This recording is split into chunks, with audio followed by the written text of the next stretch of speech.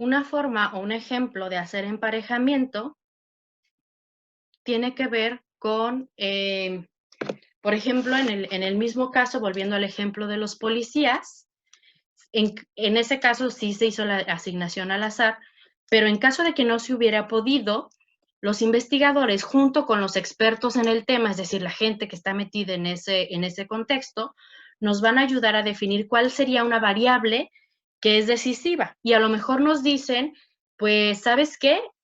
No podemos asignarlos al azar, pero debemos de garantizar que entre el grupo control y los grupos que reciben intervención, tiene que haber el mismo número de oficiales, por ejemplo, que llevan más de 5 años de servicio, versus otros que llevan entre 1 y 4 años de servicio, porque ellos consideran que es una variable clave, ¿sí?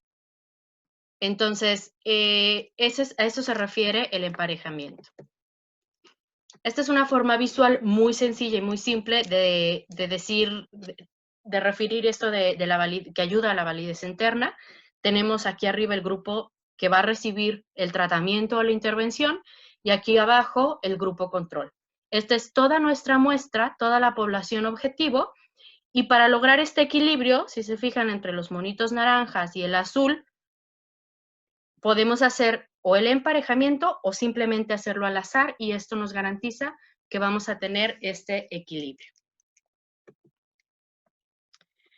Por otro lado, tenemos la validez externa, que se refiere a la posibilidad de generalizar los resultados de un experimento a situaciones no experimentales, así como a otras personas, casos y poblaciones. ¿Se acuerdan que el propósito último de la investigación cuantitativa es poder generalizar lo más posible los resultados de un experimento, de un estudio? Entonces, la validez externa se puede tener en mayor o menor medida, no significa que exista o no exista. Se incrementa o se reduce la validez externa dependiendo de qué tanto podemos generalizar los resultados de una intervención. ¿Cuáles son las fuentes de validación externa? Aquí algunos son el efecto reactivo de interacción de pruebas, efectos reactivos de tratamientos, imposibilidad de replicar los tratamientos, efectos de interacciones, interferencia de tratamientos múltiples, efecto de novedad e interrupción o interacción con la historia y el lugar.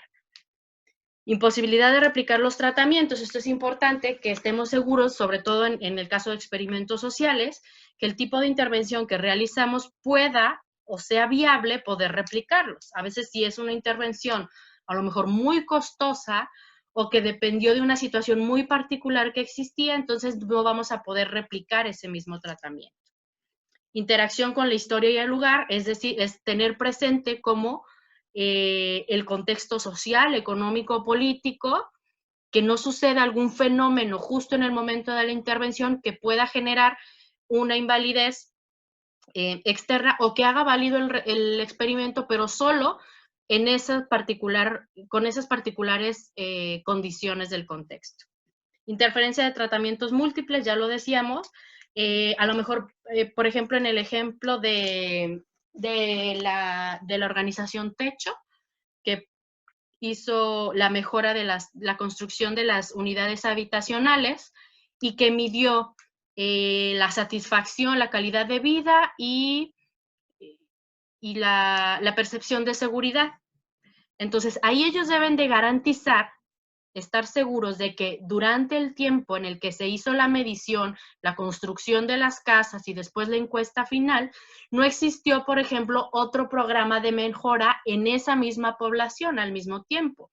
Si existió, llegó otro programa público en donde se organizaron policías comunitarias, por ejemplo, o donde se llegaron campañas de salud que atendieron el tema de las enfermedades estomacales en los niños, entonces tenemos una interferencia de tratamientos múltiples y no podemos saber si esa mejora en la percepción de seguridad, esa sensación de mayor satisfacción con la vida, esa reducción en las enfermedades gastrointestinales de los niños se debió a la intervención de Techo con las casas o alguno de los otros tratamientos que recibió esa población. Bien, solamente para recapitular, tenemos que la investigación cuantitativa está buscando estudiar la realidad objetiva medirla con instrumentos estandarizados y que se procesan con un análisis estadístico. Y el propósito último es generalizar, predecir, controlar y replicar. Un experimento, en este caso un experimento social, busca manipular una variable independiente para conocer las consecuencias de la manipulación en una variable dependiente, que no se interviene ni se modifica, solo se observa y se mide. Y tenemos validez interna y validez externa. La validez interna nos garantiza que lo que estamos midiendo se debe solo a la manipulación y no a otros factores. Lo logramos con la asignación al azar y el emparejamiento. Y la validez externa nos habla de qué tanto podemos generalizar los resultados a otras poblaciones, situaciones o contextos. Y esto lo logramos con tratamientos que puedan ser replicables, con rigor metodológico y reconociendo el contexto en el que se desarrolla nuestro experimento social.